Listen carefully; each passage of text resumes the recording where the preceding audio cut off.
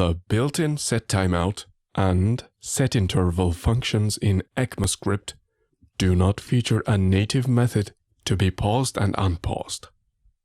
But with SuperTimeout-JS, you can replace all the setTimeouts and setIntervals with new SuperTimeouts and new SuperIntervals, which will let you pause and unpause any one of them or all of them at once.